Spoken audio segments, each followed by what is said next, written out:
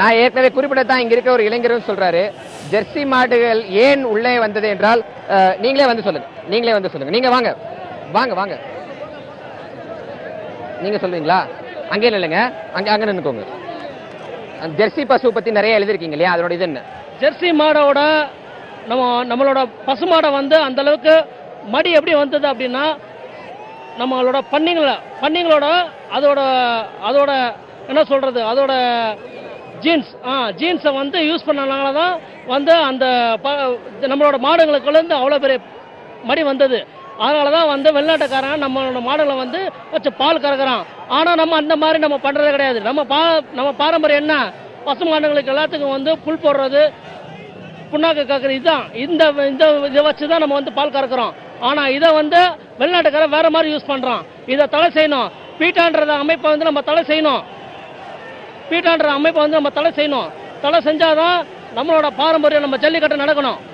இன்னைக்கு காலையில் இதே புதிய தலைமையில் ஒரு இளைஞர் ஒரு 10வது படிக்கிற பையன் சொல்றான், எதனால ஏப்பா நீ ஸ்கூலுக்கு போகலாம் அப்படின்னு சொல்லி உங்களை மாதிரி ஒரு செய்தியாளர் கேட்கிறாரு. அதுக்கு அந்த பையன் சொல்றான், எங்களோட வாழ்வாதாரமே விவசாயம் தான். 2 வருஷமா வந்து விவசாயத்துக்கும் வழி இல்லாம மழை இல்லாம இருந்ததுனால தான் எங்களுக்கு ஜல்லிக்கட்டு நடக்காதனால தான் வந்து மழை பெய்யல அப்படின்னு சொல்லி குற்றச்சாட்டு சொல்றான்.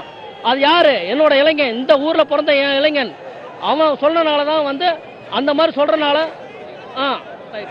நீங்க பார்த்திருப்பீங்க, வெறுமனே கோஷம் இல்ல ஒரு போராட்டம், வெறும் உணர்வு ரீதியான போராட்டம் அப்படிலாம் இந்த போராட்டத்தை சொல்லிட முடியாது. களத்திலிருந்து பார்க்கும்போது இவர்களுக்கு நடக்கக்கூடிய அரசியல் சார்ந்த நிகழ்வுகள் அனைத்தினுடைய பின்னணி தெரிகிறது. அந்த பின்னணி குறித்து இங்க மிக ஆழமாக விவாதிக்கிறார்கள். இங்க வந்திருக்கக்கூடிய மாணவர்கள் பலர் கல்லூரி வரை படித்திருக்கிறார்கள், பலர் கல்லூரியை தாண்டியிருக்கிறார்கள், சிலர் பள்ளி படிப்போடு முடித்திருக்கிறார்கள், சிலர் பணியில் இருக்கிறார்கள், சிலர் விவசாய பணியில் இருக்கிறார்கள். ஆனால் இது எதுவுமே இவர்களுக்கு தடையாக இல்லை. இவர்கள் சார்ந்த உரிமை பின் இருக்கக்கூடிய அரசியல் நிகழ்வுகளில் இருக்கக்கூடிய சரி தவறுகள் என்ன என்பதை மிக தெளிவாக, பொதுவாக அறிவுசார் தளங்களில் விவாதிக்கப்பட விஷயங்கள் என்று சில விஷயங்கள் பட்டியலிடப்பட்டிருக்கும். அப்படியெல்லாம் இல்லாமல் பல விஷயங்களை குறிப்பிட்டிருக்கிறார்கள்.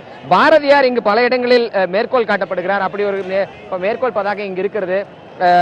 பல வேடிக்கை மனிதரை போல் வீழ்வோம் என நினைத்தாயோ என பாரதியாரனுடைய ஒரு வீரியமிக்க வரிகள் இந்த பதாகையில் ஏந்தப்பட்டிருக்கிறது. இதை ஏன் இந்த இடத்தில் நாம் மீண்டும் மீண்டும் பதிவு செய்கிறோம் என்றால், தங்களுக்கு கிடைத்திருக்கக்கூடிய அறிவியல் ரீதியான கலை, கலாச்சாரம், பண்பாடு ரீதியான அனைத்து வாய்ப்புகளையும் பயன்படுத்தி இந்த போராட்டத்தை இந்த மக்கள் தீவிரப்படுத்தி இருக்கிறார்கள்.